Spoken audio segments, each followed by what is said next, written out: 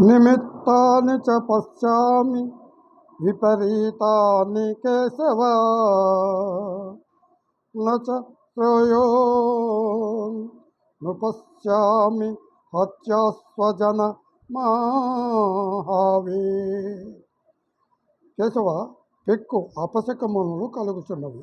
యుద్ధమున స్వజన సమూహమును చంపుటచే శ్రేయస్సు కలుగునని అనిపించటలేదు.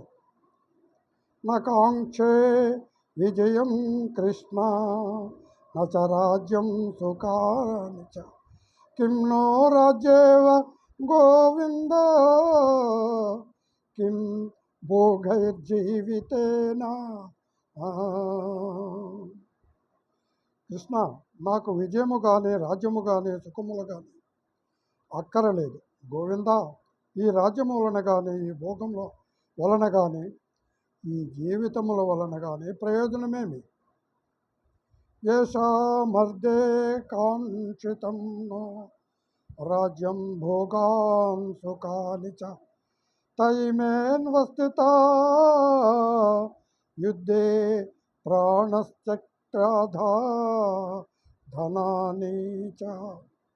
మనము ఎవరికైనా ఈ రాజ్యమును, భోగములను, సుఖములను కోరుచున్నామో వారే ధన ప్రాణముల ఎడ ఆశలు వదులుకొని యుద్ధమునకు వచ్చి ఉన్నారు.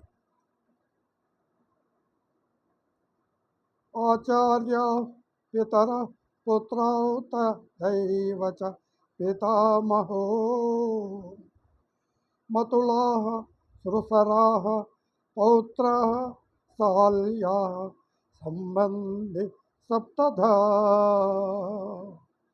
గురువులు, తండ్రులు, తాతలు, కొడుకులు, మనుమలు, మేనమామలు, మామలు, బావమరుదులు, ఇతర బంధువులు మొదలగు వారు అందరూ ఇచ్చటికి చేరి ఉన్నారు.